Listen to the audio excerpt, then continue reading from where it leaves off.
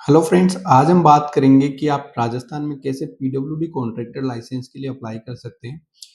अगर आप कोई भी सिविल कॉन्ट्रैक्ट आप गवर्नमेंट का लेना चाहते हैं तो उसके लिए आपको contract as a contractor enlistment कराना पड़ेगा डिपार्टमेंट के अंदर, पीडब्ल्यूडी डिपार्टमेंट के अंदर। उस एनलिस्टमेंट का प्रोसेस क्या है, कैसे एनलिस्टमेंट होता है, वो आज मैं आपको बताऊंगा। एनलिस्टमेंट प्रोसेस के अंदर कैटेगरी, सिविल कॉन्ट्रैक्ट के अंदर कैटेगरीज डिवाइडेड है। सबसे स्टार्टिंग कैटेगरी होती है क्लास डी, फिर C, B, A and double A class, जो हाईएस्ट क्लास होती है।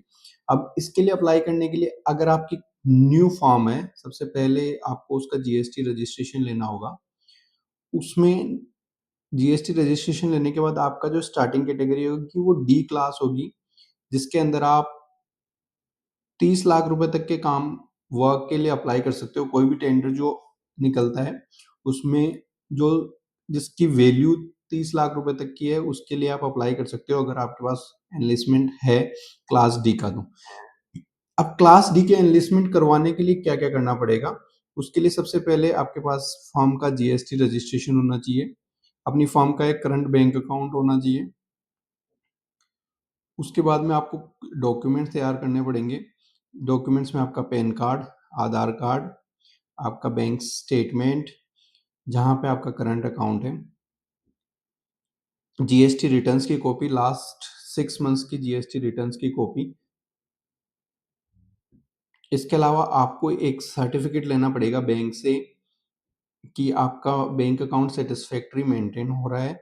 उसका फॉर्मेट आपको मिल जाएगा, मैं आपको बता देता हूँ। उसका फॉर्मेट जो है वो ये फॉर्मेट रहेगा, इसके अंदर आप दे सकते हो।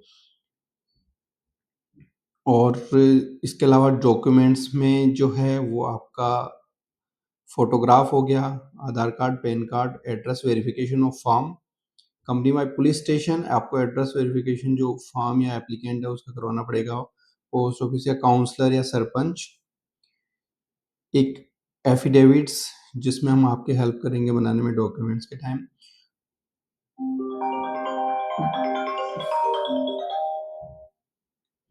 दो सर्टिफिकेट्स चाहिए this regarding, two work certificates of work completed. ये रिक्वायरमेंट नहीं होगी क्योंकि आप क्लास डी में अप्लाई कर रहे हैं जिसमें कोई एक्सपीरियंस की रिक्वायरमेंट नहीं होती। आपके list of plant and machine, D class के लिए बहुत ही कम प्लांट एंड मशीनरी की रिक्वायरमेंट होगी, तो एक दो आपकी जो भी आपके वर्क सिविल कॉन्ट्रैक्ट जॉब करना चाहते हैं उसमें रिक्वायरमेंट होगी तो वो आप दे सकते हैं। अटेस्टेड 3B रिटर्न जो मैंने आपको बता ही दिया, एफिडेविट्स एंड ऑल दैट। तो ये सारी रिक्वायरमेंट्स हो। इसके अलावा इसमें जो होगी एक सिक्योरिटी डिपॉजिट होता है, वो 75,000 रुपीज का होगा। जो पहले 50,000 था उसकी लिमिट अब 75,000 हो गई। और एप्लीकेशन फीस जो होगी क्लास डी की वो 4,500 रुपीज होगी। उसमें वो आपको गवर्नमेंट डिपॉजिट, ये जो 75,000 है ये रिफंडेबल सिक्योरिटी डिपॉजिट है। इसके अलावा क्लास सी में अगर आप जाना चाहते हैं तो 2-2 लाख के दो वर्क कंप्लीशन सर्टिफिकेट होने चाहिए वर्क ऑर्डर की कॉपी के अलावा। उसमें 9,000 फीस है और 1.5 लाख का सिक्योरिटी डिपॉजिट है। अगर आप क्लास बी में जाना चाहते हैं तो इसका 22,500 रुपीज गवर्नमेंट फीस है और 3 लाख का सिक्योरिटी डिपॉजिट है। इसके अलावा क्लास ए में अगर आप आना चाहते हैं तो 33,750 सिक्योरिटी डिपॉजिट है और 6 लाख आपका एफडी का अमाउंट होगा। और डबल ए क्लास जिसमें आप अनलिमिटेड वर्क के लिए अप्लाई कर सकते हो उसमें 45,000 गवर्नमेंट फीस है और 12 लाख का सिक्योरिटी डिपॉजिट होगा एफडी का। ये है। तो इस अकॉर्डिंग आप एप्लीकेशन सबमिट करके कॉन्ट्रैक्टर एनलिस्टमेंट करा के टेंडर्स में पार्टिसिपेट कर सकते हैं और वर्क एग्जीक्यूट कर सकते हैं गवर्नमेंट से रिलेटेड। अगर आपको इससे रिलेटेड कोई भी हेल्प चाहिए हमारी तो आप वो भी ले सकते हैं। आप इन्हीं नंबरों पे कॉल करके डायरेक्टली या यहाँ पे प्लेस कर सकते हैं अपनी रिक्वेस्ट, जिसको मैं कमेंट सेक्शन में डाल दूंगा लिंक को इस पोस्ट की।